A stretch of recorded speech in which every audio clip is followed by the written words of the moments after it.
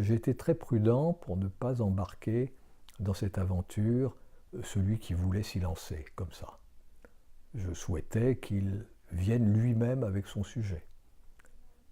Je n'ai pas distribué de sujet. Je crois qu'on doit trouver au moins le domaine dans lequel on veut faire sa thèse. On doit trouver au moins tout seul ce domaine-là, et puis venir avec plusieurs idées de sujets devant le professeur qui dit « bon, ben là, c'est jouable, non, ça a déjà été fait en Angleterre, en telle année, etc. » Laissez de côté. Il faut que ça vienne, quand on va s'engager pendant 3, 4, 5 ans à travailler un sujet, il faut qu'il vienne de soi-même, pas qu'il vienne de l'extérieur.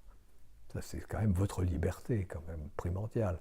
Donc, je suis content de ne pas avoir dirigé beaucoup de thèses et je suis heureux que ces thèses aient été le levier, disons, ou la plateforme pour 2 agrégés, ce qui n'est pas si mal.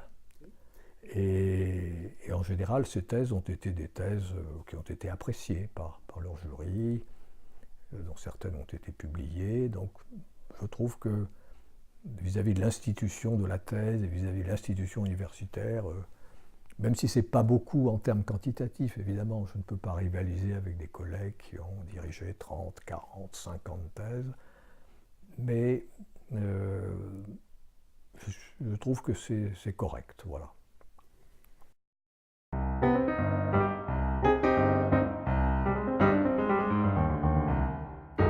Je crois qu'il faut respecter la liberté du thésard, c'est-à-dire qu'il ne faut pas lui imposer des contraintes excessives, mais il faut quand même le secouer de temps en temps. C'est un mélange, c'est très difficile, hein. Il faut faire preuve de fermeté, mais de souplesse aussi.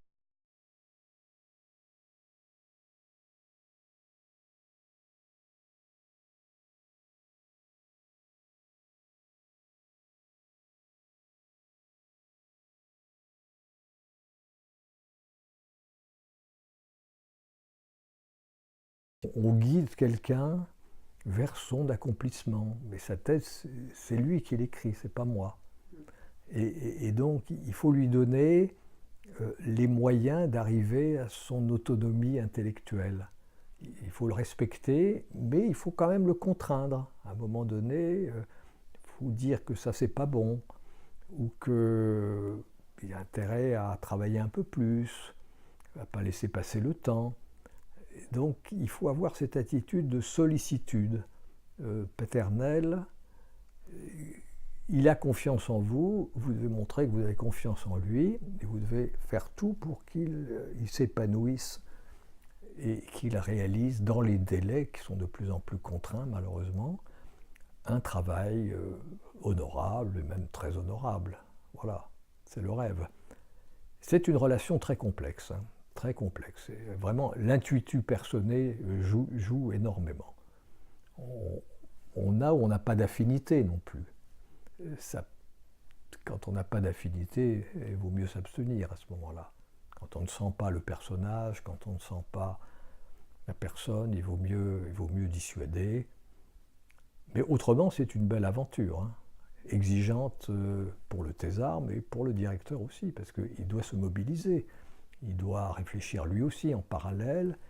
Il doit signaler les choses qu'il aperçoit à droite à gauche pour fournir le combustible nécessaire. Il faut qu'il soit tout le temps en éveil et qu'il puisse aider à l'accomplissement du travail. Oui, oui, c'est une grosse responsabilité.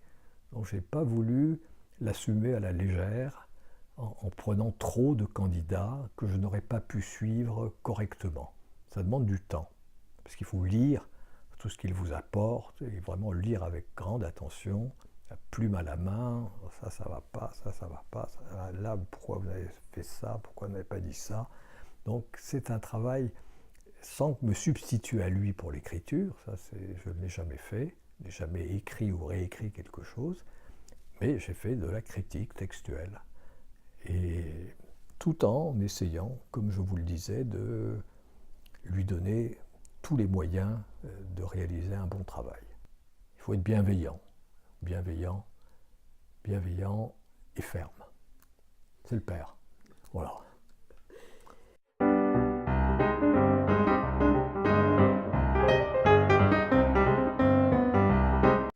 lire beaucoup. Il faut s'immerger dans la littérature qui existe, et puis progressivement délimiter le champ, quoi. C'est le premier travail qu'il faut faire. Ça peut être un champ immense, il va parfois resserrer la focale, mais il faut lire. Là, il faut lire, puis il faut lire, comme je vous le disais, si possible, pas uniquement en français.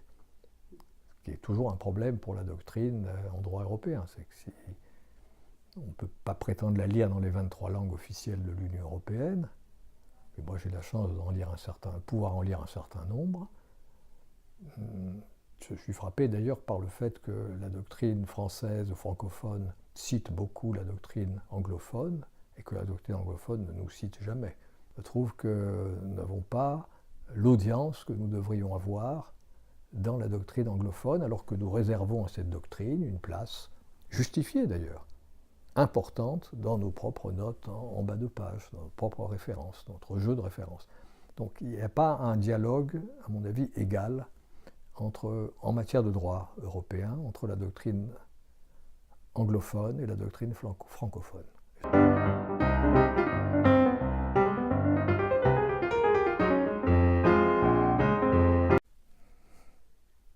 Bon, la bonne thèse, c'est celle qui n'est pas une thèse de compilation ou de recopiage déjà. Beaucoup de thèses éprouvent le besoin de se cacher derrière les autres, en quelque sorte, et d'entasser les citations, ça, je trouve que ça encombre. Non, il faut qu'il y ait un propos, il faut qu'il y ait un message qui passe, il faut qu'il y ait une ou plusieurs idées, un regard, quelque chose de nouveau, quelque chose qui tranche par rapport à ce qu'on a déjà lu. Évidemment que ce soit bien rédigé, que ce soit bien présenté, que ce soit bien ordonné, etc., que les références soient là, mais qu'il y ait une certaine originalité dans le propos, que ce ne soit pas simplement une compilation de choses qui ont été écrites sur le sujet. Ça, je trouve que c'est le travers de beaucoup de thèses que j'ai lues. Il y a une grande différence, à mon avis, entre les matériaux que l'on a rassemblés pour une thèse et l'expression elle-même de la thèse, une fois le travail fini. Il faut enlever les échafaudages. Il faut se débarrasser de tout ce qui gêne la perception de votre monument que vous avez construit. Or, parfois, on a des échafaudages dans la thèse. Et ça, je trouve que ça gâche beaucoup le plaisir, et ça gâche la qualité de la thèse. Ça n'a rien à faire dans la thèse. Mais bon. Donc voilà, en gros, ce qui fait pour moi l'intérêt d'une thèse, c'est l'originalité du sujet, le traitement du sujet, l'aspect réellement comparatif s'il y a lieu, et il y a de plus en plus lieu, la maîtrise de ces grandes orbites que sont le droit international, le droit des organisations, le droit des États fédéraux, un peu de théorie du droit, le droit comparé et le sujet proprement dit en droit européen, qu'on gagne toujours à éclairer avec ces lumières venues d'ailleurs. Le droit européen n'est pas une monade enfermée sur lui-même non plus. Il doit s'ouvrir, il s'ouvre. Donc les bonnes thèses, c'est un peu ça.